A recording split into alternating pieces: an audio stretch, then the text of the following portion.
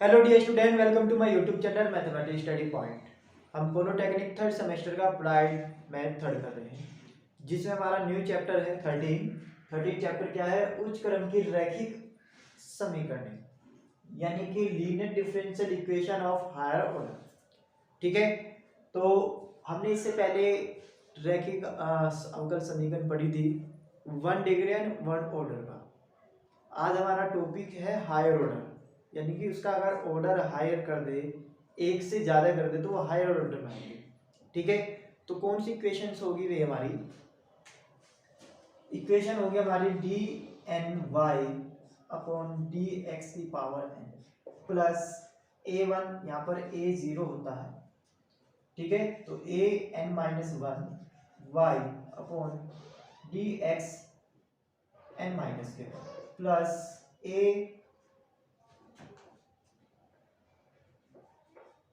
To N minus K two Y D X की power N minus K two plus A three D N minus three Y D X की power N minus K three plus ऐसे चलते रहना है।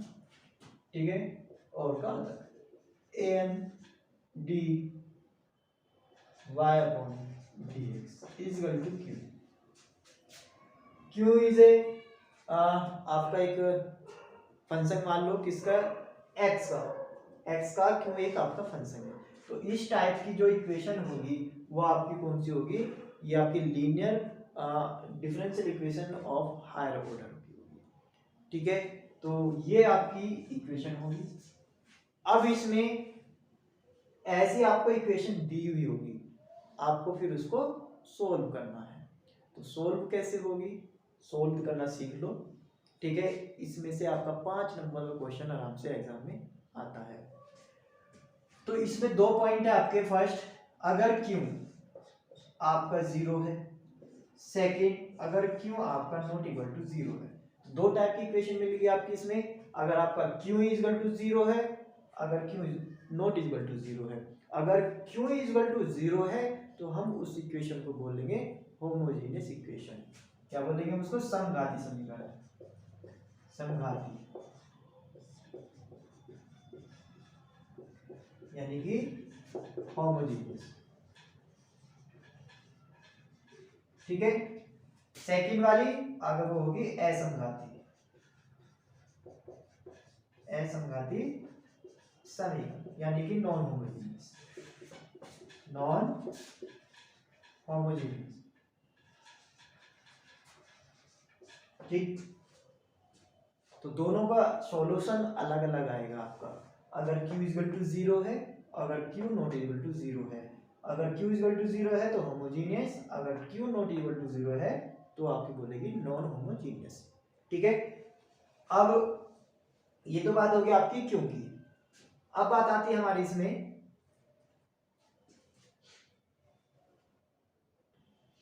ठीक है, इसमें यहाँ पर n माइनस वाला वन वाला होगा ये n माइनस वन, और इसमें एक टर्म और ऐड हो जाती है ए एन वाली, वो y के साथ आती है।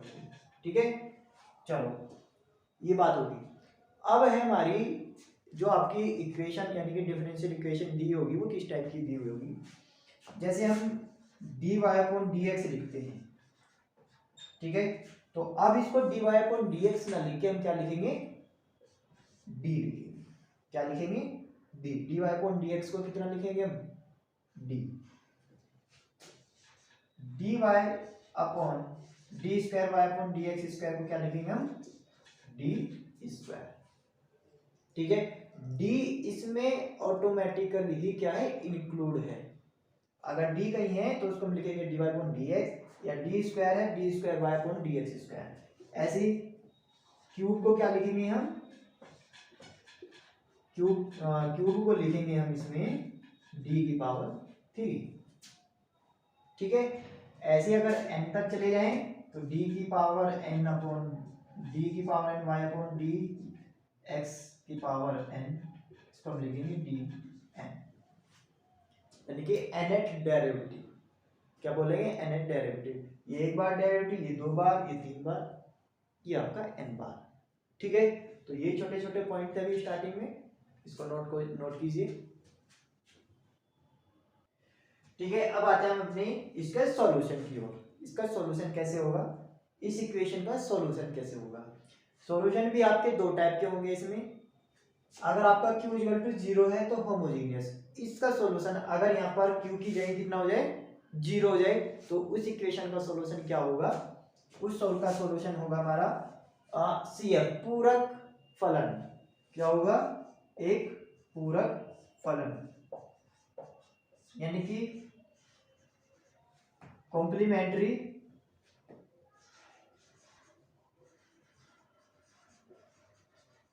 फंक्शन।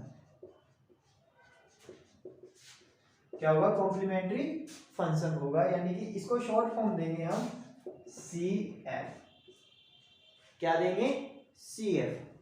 अगर हमारा q इक्वल टू 0 यानी कि होमोजेनियस इक्वेशन दी हुई है, तो हम क्या निकालेंगे, ओनली CF निकालेंगे, यानी कि कॉम्प्लीमेंट्री फंक्शन, यानी कि पूरक फलन। आपको इंग्लिश में याद रखना है CF यानी कॉम्प्लीमेंट्री फलन फंक्शन।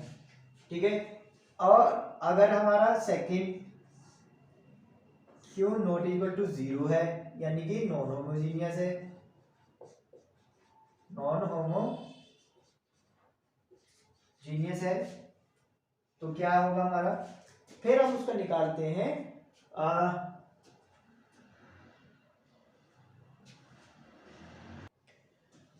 तो हम उसका क्या निकालते हैं, ये आपका 0 है, तो उसका निकालते हैं हम संपूर्ण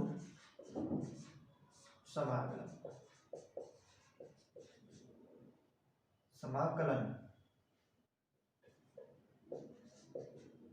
यानी कि पार्टिकुलर इंटीग्रल। ठीक है, यदि हमारा q इक्वल टू 0 होगा तो हम CF निकालेगा ओनली। अगर हमारा नॉन होमोजीनियस में यानी q नॉट इक्वल टू 0 दिया हो तो हम उसका निकालेंगे PI। शॉर्ट फॉर्म लिखते हैं इसमें PI, यानी कि पार्टिकुलर इंटीग्रल। ठीक है, दो चीज हमारी CF और PI। और टोटल सॉल्यूशन क्या होगा हमारा, टोटल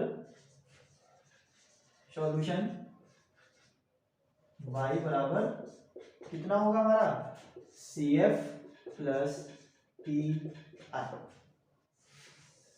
तो इस चीज को आप बड़े अच्छे तरीके से समझ लो। टोटल सॉल्यूशन क्या होगा, y बराबर CF प्लस के PI। CF कॉम्प्लीमेंट्री फंक्शन और PI क्या है हमारा पार्टिकुलर इंटीग्रल। CF कब निकलेगा, अगर हमारा q इक्वल टू 0 हो, और PI कब निकलेगा, q नॉट इक्वल टू 0 हो। बस इतनी सी बात है। अब इन दोनों सॉल्यूशन को हम फाइंड करना सीखेंगे, यानी कि CF कब निकलेगा, PI कब निकलेगा। पूरा का पूरा चैप्टर सिर्फ इसी पर ही है कि CF कब निकलेगा और PI कैसे निकलेगा। ठीक है, आप इसको नोट कीजिए, फिर हम निकालना सीखते हैं CF किससे निकलता है। तो CF निकालने की जो हम आपका मेथड बताएंगे, एक एग्जांपल की तरह से बताएंगे, तो उससे बहुत अच्छे समझ में आएगा कि CF यानी कि कॉम्प्लीमेंट्री फंक्शन हम किस तरह से निकालते हैं। ठीक है, चलो सबसे पहले जो इक्वेशन दी हुई है उसको हम d की फॉर्म में लिखेंगे। मैंने बताया था d square Y upon D X square है, तो हम क्या लिखेंगे उसको d स्क्वायर। तो सॉल्यूशन हमने लिखा d स्क्वायर माइनस के 3d माइनस के 4। अब देखो यहाँ पर y है, ठीक है, तो y 4y का ओनली 4 होगा, ठीक, इजिकल टू 0। बात आ गई समझ में, d स्क्वायर माइनस के 3d माइनस के 4 इजिकल टू 0। इसको नाम दे दिया हमने समीकरण नंबर 5। ठीक है, इतनी बात आ गई समझ में। चलो अब करने का प्रोसेस सभी का सेम होगा, एक बार बता रहा हूं। ठीक है, अब यहां पर हमें क्या करना है, इसकी सहायक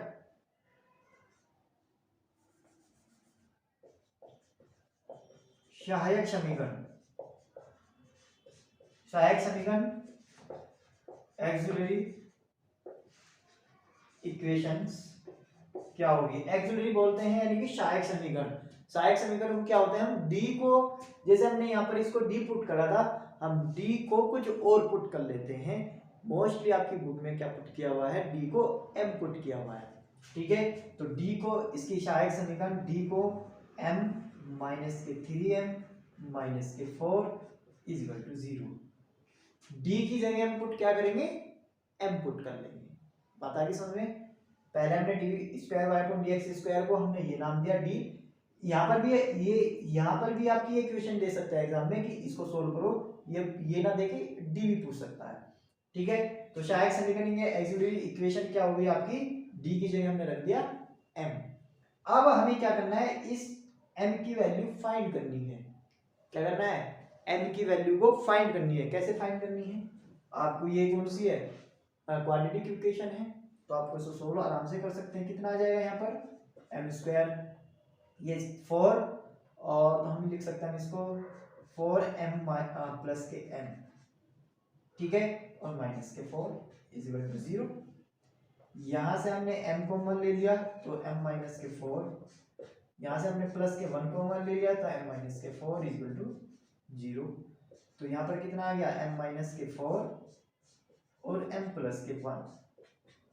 तो m की वैल्यू कितनी आ गई, m की वैल्यू एक बार तो यहाँ से निकालेंगे तो m minus 4 is equal to 0, यानी कि m की वैल्यू आपकी 4 आ गई। अगर m is equal to m plus 1 is equal to 0 है तो m की वैल्यू होगी आपकी माइनस के 1। तो m की वैल्यू कितनी आ गई आपकी, m की वैल्यू आई आपकी माइनस के 1 और प्लस के 4। ठीक है, तो कितनी आई है m की वैल्यू, m की वैल्यू आई है 2, माइनस 1 और 4। इतना काम आपको करना है। ये इक्वेशन यहाँ पर इजीली से सोल्व हो गई। हो सकता है थोड़ी सी डिफिकल्ट इक्वेशन हो, आपको थोड़ा सा टाइम लगे, यहाँ पर ही लग सकता है, बाकी कहीं नहीं लगेगा। सोल्व करना सिर्फ यहीं पर है। सीएफ निकालने के लिए आपको अगर आपको टाइम कहीं लगेगा तो सिर्फ यहाँ पर लगेगा, बाकी कहीं नहीं लगेगा। ठीक है, तो इसलिए आपको इक्वेशन को सोल्व करना स्ट्रॉन्ग आना चाहिए। तो m की वैल्यू आपकी माइनस के 1 और 4 आई है। ठीक है, यहाँ तक नोट करो, फिर इसके बाद करके आगे करता हूँ। ठीक है, नोट कर लिया होगा। अब देखो हमारे, अब हमें क्या करना है, m बराबर आपके माइनस के 1 और 4 है। ठीक है, यहाँ पर आपके 4 केसेस बनते हैं। 4 केसेस बनते हैं। कौन कौन से केस बनते हैं, मैंने सिर्फ एक एग्जांपल के थ्रू बता रहा हूं, बट आपको इसी में मैं आपको सारी चीज बता दूंगा। ठीक है, तो 4 केस बनते हैं। कौन कौन से बनते हैं, पहला केस, केस फर्स्ट, ये आपका m1 है, ये m2 है, यानी कि 2 वैल्यू आई है। एक को हम m1 बोल सकते हैं, एक को m2 बोल सकते हैं। ठीक है, तो हम क्या बोलते हैं केस फर्स्ट में, if m1 not equal to m2, यानी कि जो दो आपकी वैल्यू आई है, अगर वे दोनों इक्वल नहीं हैं, यानी कि दोनों अलग अलग है और वे आपकी रियल नंबर है, क्या है आपके रियल नंबर हैं, तो आपका सॉल्यूशन यानी कि सीएफ क्या हो जाएगा, तो सीएफ आपका हो जाएगा सॉल्यूशन में y, यानी कि सीएफ y बराबर c1 e की power m1x plus c2 e की पावर m2x। क्या सॉल्यूशन हो जाएगा, अगर m और m1 और m2 दोनों अलग अलग डिफरेंट है और रियल नंबर है, तो CF y बराबर क्या हो जाएगा, c1 e की power m1x plus c2 e की पावर m2x।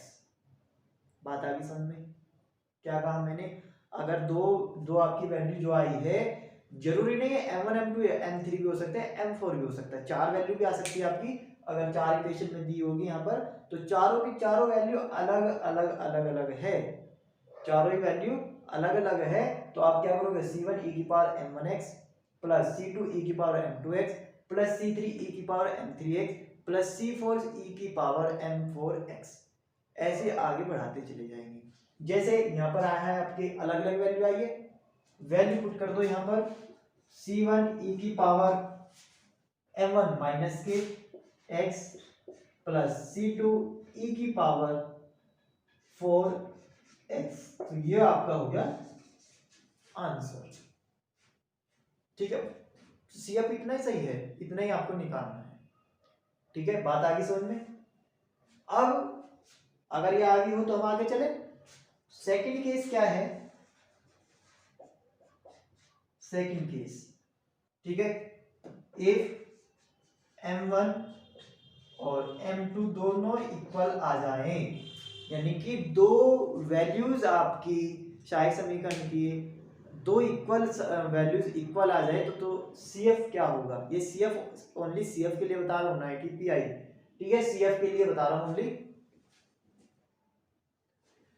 तो अगर m1 और m2 दोनों इक्वल हैं तो CF क्या हो जाएगा आपका, CFY बराबर क्या हो जाएगा आपका, C1 प्लस C2x पूरे में ब्रैकेट और e की पावर m1x, क्या समझे, C1 प्लस C2x e की पावर m1x। सपोज करो अगर यहाँ पर m की वैल्यू -1 आ जाती तो आप क्या करते, ये वाला सॉल्यूशन ना लगाते, फिर ये तो अलग अलग डिफरेंट के लिए तो सॉल्यूशन लगेगा C1 प्लस C2x e की power -kx, answer C1 plus C2x e की पावर -kx, वो आपका हो जाता आंसर, ठीक है। ये था आपका सेकंड केस, यानी कि सेकंड कंडीशन थी, यानी कि अगर m1 बराबर m2 हो, जरूरी नहीं है दो ही, आपका अगर चार वैल्यूज हैं, चारों में से दो सेम है तो ये वाला, दो डिफरेंट है प्लस करके डिफरेंट के लिए ये आता है समझ में। सपोज करो m की वैल्यू आपकी 1 2 2 4 ये आई है, तो आप इसमें से कौन सा लगाओगे दोनों में से, तो आप पहले क्या करोगे, 1 और 4 एक साथ, 2 और 2 दो, 2 के लिए सिर्फ एक लेगा ये वाला, तो आप क्या लिखोगे यहाँ पर C1 प्लस C2x e की पावर 2x प्लस इसके लिए ये हो जाएगा आपका C3 e की power 1x plus C4 e की पावर 4x। बात आ गई समझ में। अगर दोनों में दो सेम है तो आपको ये लिखना है, अगर अलग अलग है तो ये लिखना है। बात आ गई समझ में। रियल नंबर होना चाहिए, आपका कॉम्प्लेक्स नंबर नहीं होना चाहिए। बात आ गई समझ में। अब आते हैं हम इसके थर्ड पॉइंट पे।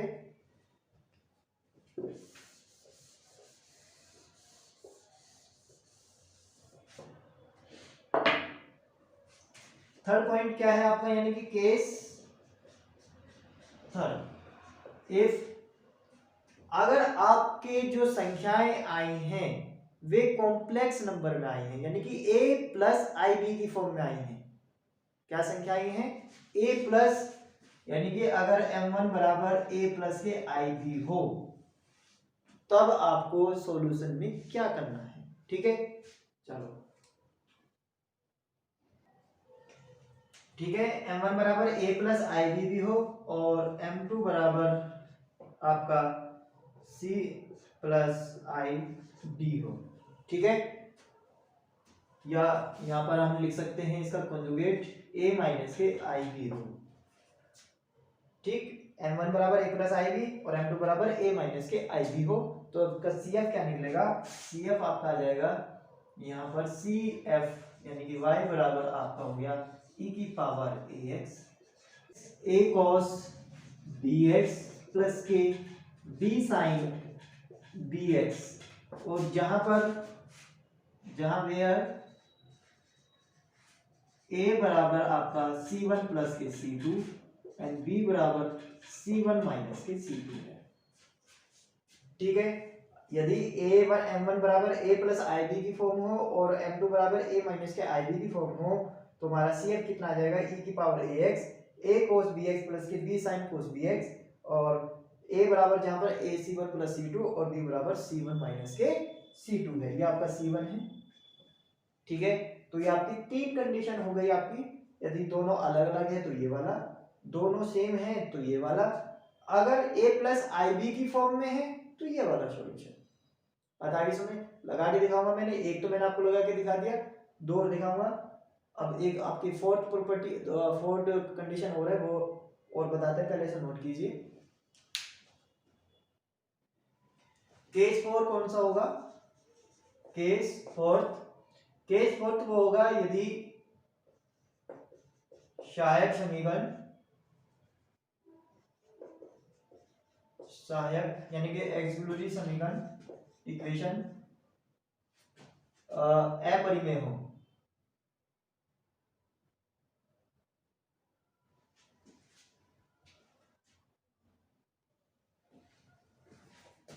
के मूल यानी कि रूट्स आपके क्या हो, अपरिमेय यानी कि इरेशनल हो।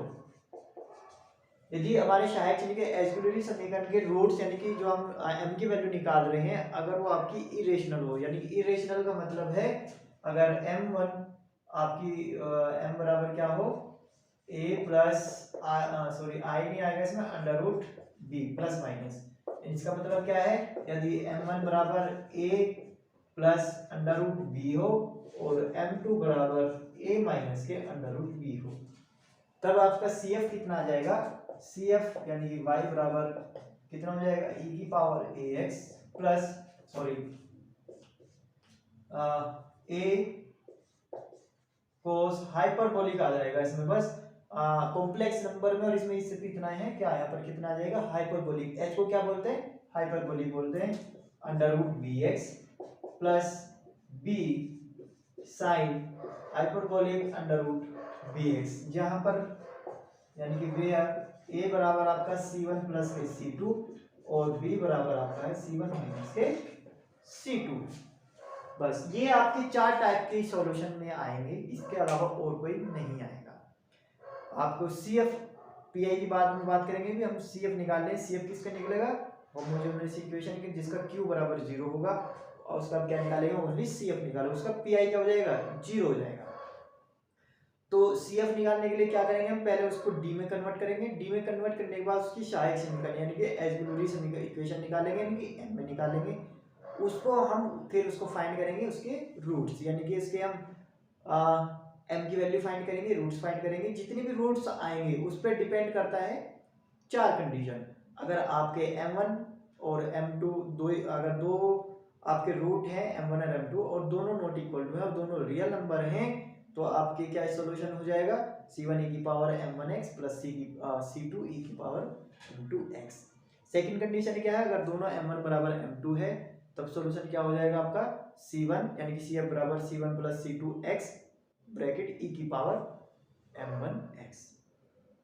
तीसरी कंडीशन क्या है, अगर आपका जो रूट्स हैं वो कॉम्प्लेक्स नंबर यानी कि a plus minus I B के फॉर्म में दिया हो, यानी कि m1 बराबर a प्लस आई बी हो और m2 बराबर a माइनस आई बी हो, तो सॉल्यूशन क्या होगा, e की पावर ax और a cos bx plus b cos b sin bx, जहां पर आपका a बराबर होगा c1 प्लस c2 और b बराबर क्या होगा, c1 माइनस c2 होगा। और फोर्थ कंडीशन मैंने आपको दिखाई थी, क्या होती है, फोर्थ कंडीशन होगी अगर आपके जो इसके रूट्स हैं वो इरेशनल हो यानी कि अपरिमेय हो, यानी कि आपकी जो रूट्स है यानी कि जो m है वो a plus under root b की फॉर्म में हो, यानी कि m1 बराबर a plus under root b हो और m2 बराबर a minus under root b है, तब सॉल्यूशन क्या होगा, CF बराबर यानी कि y e की पावर ax और a हाइपरबोलिक आएगा इसमें, hyperbolic a cos hyperbolic under root px plus b sin hyperbolic under root px, जहां पर a बराबर c1 प्लस c2 और b बराबर c1 माइनस c2 होगा। तो हम इन चारों कंडीशन को अभी हम क्वेश्चन में करने वाले हैं। एक क्वेश्चन में मैंने आपको करा के दिखा दिया, यानी कि जहां हमारा m1 बराबर m2 नहीं, यानी कि दोनों अलग अलग है, यानी कि दोनों भिन्न भिन्न है, तो उसका सॉल्यूशन मैंने निकाला। अब हम देखते हैं दूसरा क्वेश्चन, चलो इसे नोट कीजिए। तो चलते हैं हम दूसरे अपने क्वेश्चन की ओर। हमने पहला क्वेश्चन कर लिया था जिसमें m1 बराबर m1 not equal to m2 है। अब देखते हैं इसमें क्या आता है, पहले हम क्या करेंगे, इसकी सॉल्यूशन में इसको फॉर्म लिखेंगे d में d square plus 4d plus में 4 इक्वल टू 0। अब इसके हम क्या लिखेंगे, एक्सिलरी इक्वेशन लिखेंगे, एक्सिलरी इक्वेशन क्या आ जाएगी हमारी, m स्क्वायर प्लस के 4m प्लस के 4 इक्वल टू 0, ठीक है। तो इसका हम लिख सकते हैं, यहाँ पर y भी आता है बाहर, y इक्वल टू 0, तो इसकी समीकरण ये वाली हो जाएगी यहाँ पर तो अब इसके हम क्या निकालेंगे, रूट निकालेंगे। तो रूट किस तरह से निकलेंगे आप इसके, यहाँ पर देखो ब्रेक करो उसको, 4 और 4 यानी कि m स्क्वायर प्लस क्या हम लिख सकते हैं 2m प्लस में 2n और प्लस के 4 इज इक्वल टू 0। तो यहाँ पर आ गया m प्लस के 2, यहाँ पर हमने m2 कॉमन लिया, यहाँ पर हमने m कॉमन लिया, तो यहाँ पर आ गया हमारा m प्लस के 2 इज इक्वल टू 0। और ये हो गया m प्लस के 2 और हो गया m प्लस के 2 इज इक्वल टू 0। तो यहाँ पर m की वैल्यू आ गई माइनस के 2 और माइनस के 2। ठीक है, तो आपकी दो वैल्यू आई है m1 m2। m1 कितनी है -2 और m2 कितनी है -2, दोनों सेम हो गई क्योंकि m1 बराबर m2 इज इक्वल टू -2। तो सॉल्यूशन यानी कि CF y बराबर क्या हो जाएगा आपका C1 प्लस C2x e की पावर -k2x। सॉल्यूशन खत्म ये पर। ठीक है, तो m1 बराबर m2 equal to -k2 answer, और C1 प्लस C2x e की पावर -k2 इसका क्या हो जाएगा कॉम्प्लीमेंट्री फंक्शन, यानी कि इसका जो होगा y सॉल्यूशन हो जाएगा। ठीक है, तो हमने इस पे दो पे टाइप कर लिए। हमने पहले देखा था m1 not equal to m2, दूसरा देखा हमने क्या है m1 बराबर m2 है। अब देखते हैं तीसरा क्वेश्चन। तो क्या था हमारा कॉम्प्लेक्स नंबर m क्या था हमारा a प्लस ib की फॉर्म में। देखते हैं तीसरा क्वेश्चन। चलो, तो नेक्स्ट क्वेश्चन क्या है, solve the differential equation d2y/dx² plus dy/dx plus के y इज इक्वल टू 0। तो हम इसको किस प्रकार से लिख सकते हैं, और हम इसे लिख सकते हैं d² plus d plus 1 y is equal to 0। अब इसके एक्सिलरी इक्वेशन क्या हो जाएगी, इक्वेशन क्या कितनी हो जाएगी m² प्लस के m प्लस के 1 इज इक्वल टू 0। अब आपको क्या करना है, इसके रूट फाइंड करने हैं, m की वैल्यू फाइंड करनी है। तो कितनी आ जाएगी देखो, अब इसके क्या फैक्टर निकल पा रहे हैं, क्या इसके फैक्टर निकल पा रहे हैं। अगर फैक्टर निकल रहे हैं आसानी से तो फिर कोई दिक्कत ही नहीं है। अगर फैक्टर नहीं निकल रहे हैं, क्वाड्रेटिक इक्वेशन है, तो आप इसमें लगा दो श्रीधराचार्य विधि। कौन सी मेथड लगाओगे, श्रीधराचार्य विधि। तो क्या होती है इसकी श्रीधराचार्य विधि, m बराबर -kb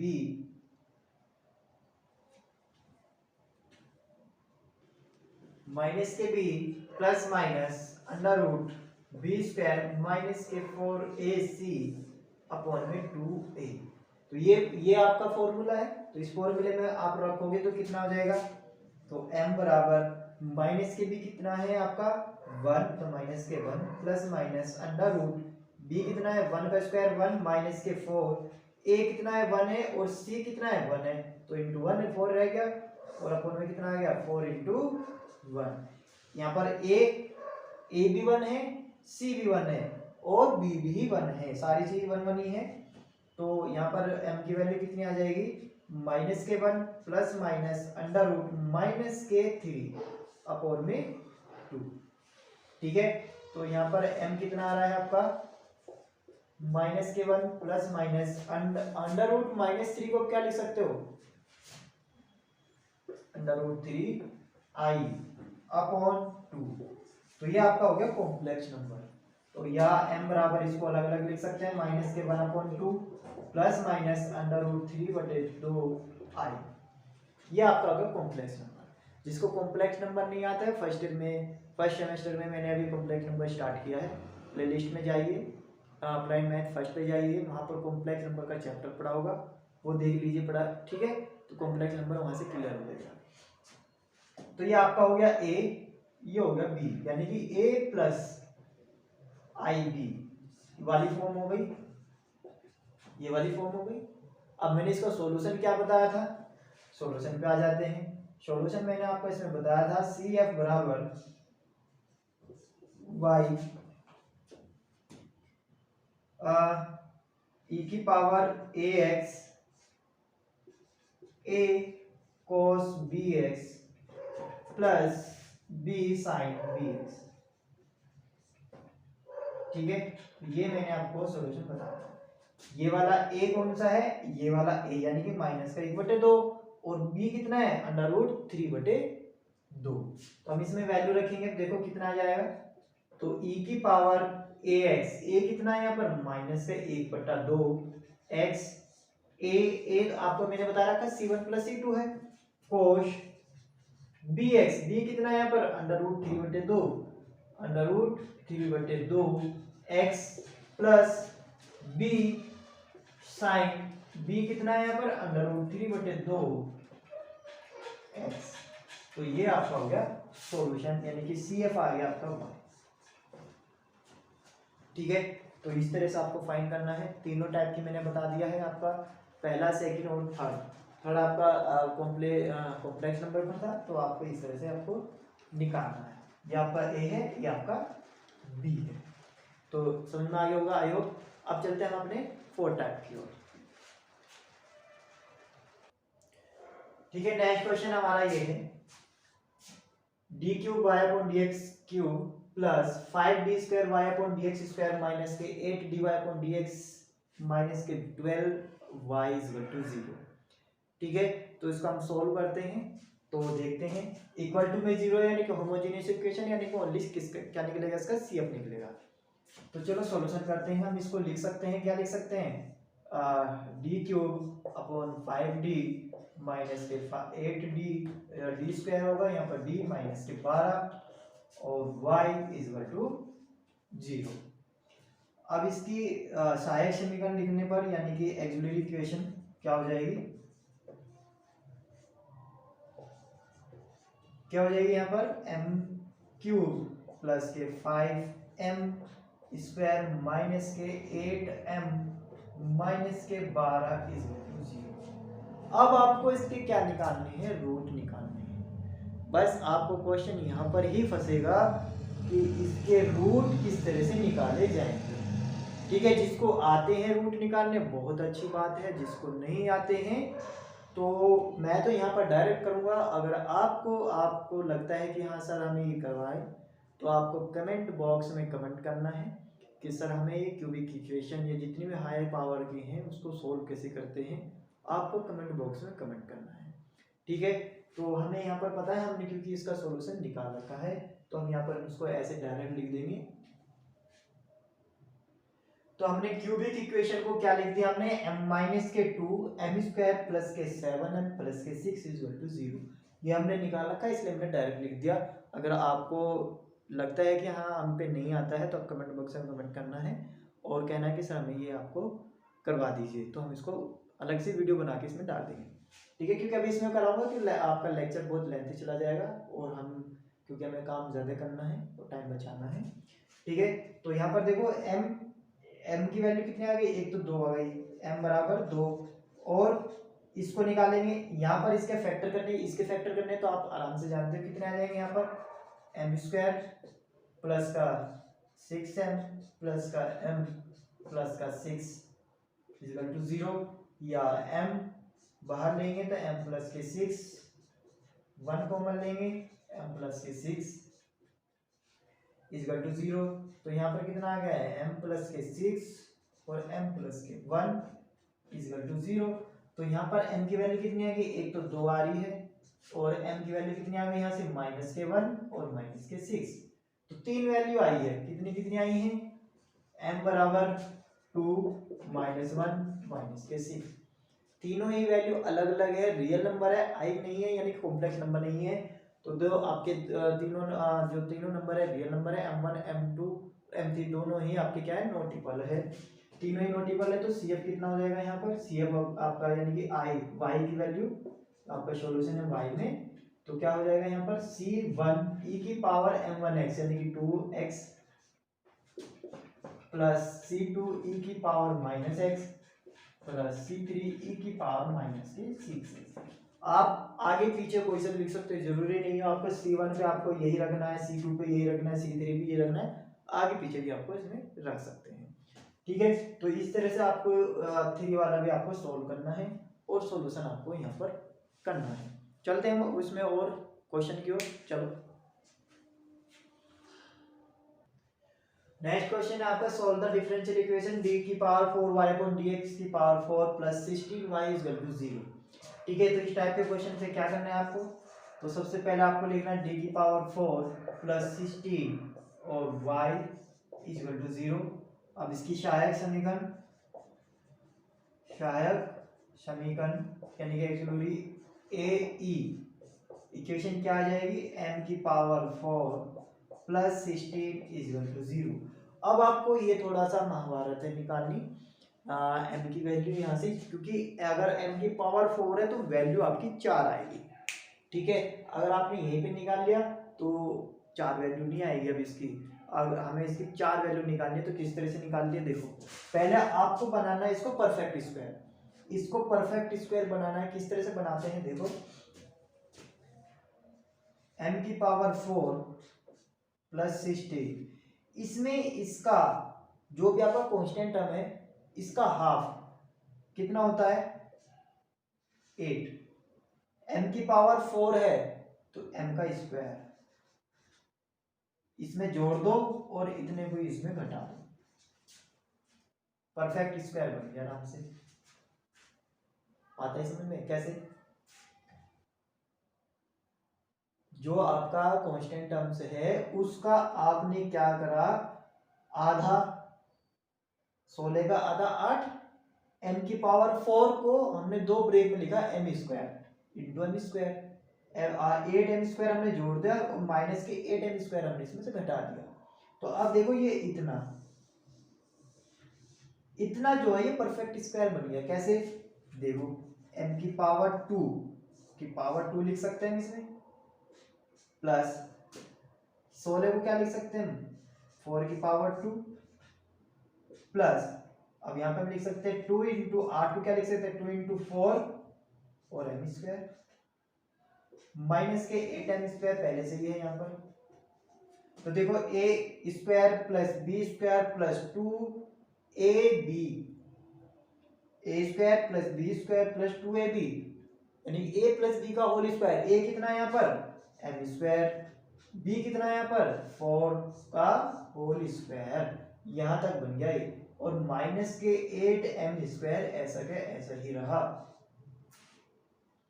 बात आई समझ में क्या कह रहा हूं मैं, a स्क्वायर प्लस के b स्क्वायर प्लस के 2ab, हमने क्या लिखा a स्क्वायर प्लस b का होल स्क्वायर, a कितना है यहाँ पर m स्क्वायर और b कितना है यहाँ पर 4, ये सेम है क्योंकि ये सेम ही था। अब देखो यहाँ पर, अब दोबारा देखो यहाँ पर देखो m स्क्वायर प्लस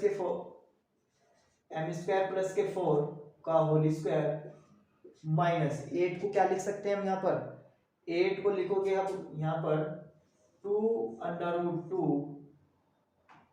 m का होल स्क्वायर लिख सकते हैं इसको वैसे, या नहीं लिख सकते, क्यों, ये स्क्वायर इस पे भी रहेगा और इस पे भी रहेगा। जब इस पे स्क्वायर रहेगा यहाँ पर 2√2 का होल स्क्वायर करेंगे तो कितना आएगा 4 और 8 2 में 2 यानी कि 8, तो इससे ही तो बन रहा है जो m स्क्वायर यहाँ पर है, ठीक है। तो हम इसको आराम से इस तरह से लिख सकते हैं। तो अब देखो यहाँ पर a square minus B square किसका फॉर्मूला बन गया है, a square minus B square का फॉर्मूला बना हुआ है। तो क्या फॉर्मूला हो जाएगा, एक बार प्लस एक बार माइनस 2√2m, और ये तो हो गया आपका माइनस का, और एक बार हो गया आपका प्लस में 2√2m इक्वल टू 0। बात आई समझ में। अब एक बार 0 ये, एक बार 0 ये, तो यहां पर देखो आप इसमें m स्क्वायर प्लस के 4 माइनस के 2√2m इक्वल टू 0। अब ये आपकी क्या है, क्वाड्रेटिक इक्वेशन हो गई, 2m माइनस के 2√2m प्लस के 4 इक्वल टू 0। ये आपकी क्या है, क्वाड्रेटिक इक्वेशन है। क्वाड्रेटिक इक्वेशन हम m0 निकाल सकते हैं, यानी कि m की वैल्यू निकाल सकते हैं, एक बार 0 ये, एक बार 0 ये, 2√2m प्लस के 4 इक्वल टू 0, ठीक है। तो इससे 2m की वैल्यू आएगी, इससे 2m की वैल्यू आएगी, तो हम पहले हम इस पे निकालते हैं फिर हम इस पे निकालेंगे, ठीक है। ठीक है, अब हम इस पे निकालते हैं तो इस पे श्रीधराचार्य विधि लगाते हैं, इसी पे श्रीधराचार्य विधि क्या कहती है कि m की वैल्यू क्या हो जाएगी, माइनस के v, पहले मैं फॉर्मूला लिख रहा हूं, प्लस माइनस अंडर रूट के b स्क्वायर माइनस के 4ac अपॉन में 2a, ये फॉर्मूला है। तो फॉर्मूले में लिखेंगे माइनस के b कितना है यहाँ पर माइनस के 2 under root 2, minus 2 under root 2 plus minus under root b minus 2 under root 2 का होल स्क्वायर माइनस के 4ac, 4a कितना है 1 और c कितना है 4 अपॉन 2a कितना है 1 है। ठीक है, पहले इधर का नोट करो फिर मैं आगे चलता हूं। तो यहाँ पर m की वैल्यू कितनी आ गई, m की वैल्यू आ जाएगी minus minus plus 2 under root 2 plus minus, यहाँ पर देखो अंडर रूट, यहाँ पर इसका स्क्वायर करोगे 2 का स्क्वायर 4 अंडर रूट 2 का स्क्वायर 2 यानी कि 8 माइनस 4 4 जा 16 अपॉन में 2। तो m की वैल्यू आ गई यहाँ पर 2 under root 2 plus minus under root minus के 8 अपॉन में 2। तो m की वैल्यू क्या आ जाएगी 2 अंडर रूट 2 अपॉन में 2 को ऊपर नीचे अलग अलग डिवाइड कर दो और अंडर रूट माइनस के 8 कितना हो जाएगा 2 अंडर रूट 2 आई अपॉन में 2 से 2 कैंसिल। तो m की वैल्यू कितनी आ गई अंडर रूट 2 प्लस माइनस आई अंडर रूट 2। ठीक है, तो यह एक m की वैल्यू 2 है यहाँ पर, एक तो प्लस में है और एक माइनस में है, ऐसी सेम हमें किस में निकालनी है इसमें निकालनी है। तो पहले से नोट करो फिर हम इसमें कराते हैं। ठीक है, अब निकालते हैं इसका। तो इसका कितना आ जाएगा एम स्क्वायर प्लस के 2 under root 2 M plus 4 equal to 0। वही हम लगाएंगे फॉर्मूला क्या है माइनस के B plus minus under root B square minus के 4ac अपॉन में 2a। तो m बराबर माइनस के बी कितना है 2 अंडर रूट 2 माइनस के plus minus under root B कितना है यहाँ पर 2 अंडर रूट 2 का होल स्क्वायर माइनस 4 a कितना है 1 और b कितना है c कितना है 4। तो 4 इंटू 1 इंटू 4 अपॉन में 2a, a कितना है 1। फॉर्मूला अप्लाई करना आ गया, फॉर्मूले में कुछ नहीं है माइनस के b, ये आपका a है, ये आपका b है, ये आपका c है। ठीक है, तो m बराबर यहाँ पर कितना आ गया माइनस के under root 2 plus minus under root, यहाँ पर देखो कितना आ जाएगा 4 2 जा 8 माइनस के 16 अपॉन में 2। तो m की वैल्यू कितनी आ गई माइनस के 2 अंडर रूट 2। ठीक है, तो इस 2 से ऊपर नीचे अलग अलग डिवाइड कर दो तो यहाँ बचेगा माइनस के 8 अपॉन में 2।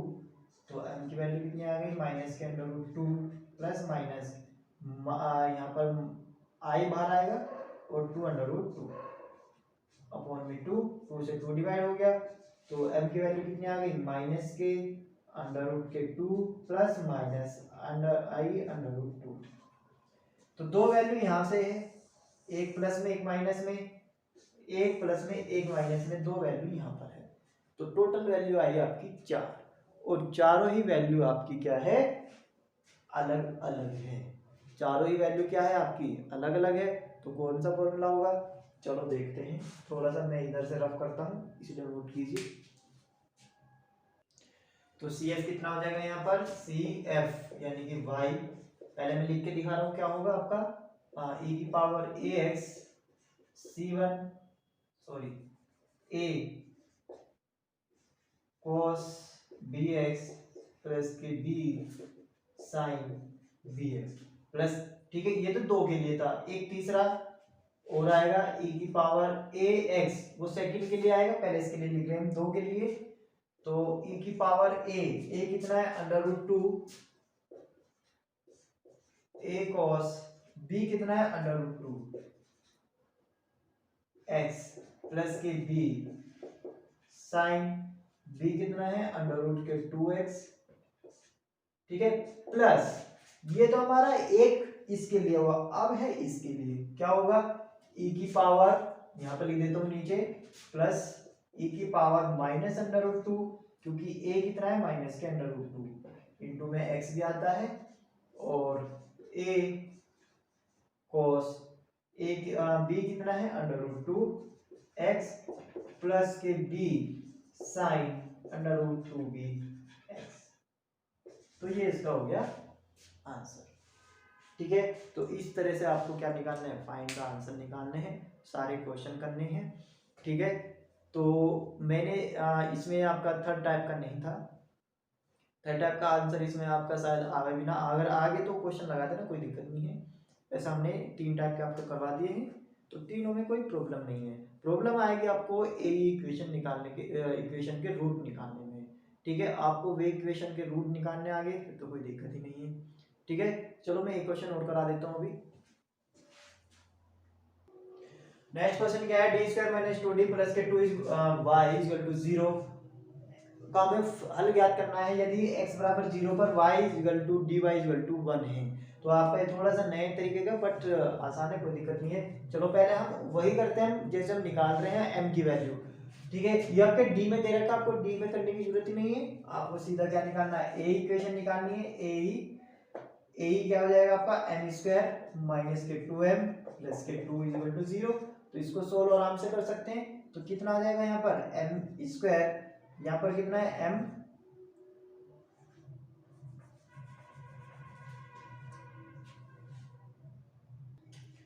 ठीक है, यहाँ पर आपने क्या लगाया, श्रीधराचार्य विधि लगाया, तो कितना आ जाएगा यहाँ पर श्रीधराचार्य से m बराबर माइनस के b कितना है -2, तो प्लस के 2 हो जाएगा, प्लस माइनस √b², b कितना है 2 यानी कि 4 माइनस के 4, a आपका 1 है और c आपका 2 है, अपॉन में 2a कितना है 1 है। तो m की वैल्यू कितनी आ गई 2 प्लस माइनस √4 माइनस 8 अपॉन में 2। तो m की वैल्यू कितनी आ गई यहाँ पर 2 प्लस माइनस के 4 अपॉन में 2। तो यहाँ से m की वैल्यू आ गई 2 प्लस माइनस, ऐसे हम लिख सकते हैं 2i अपॉन में 2। तो m की वैल्यू कितनी आ रही है यहाँ पर, m की वैल्यू 2 आ जा रही है, यानी कि 2 से डिवाइड करोगे कितना आ जाएगा 1 प्लस और i।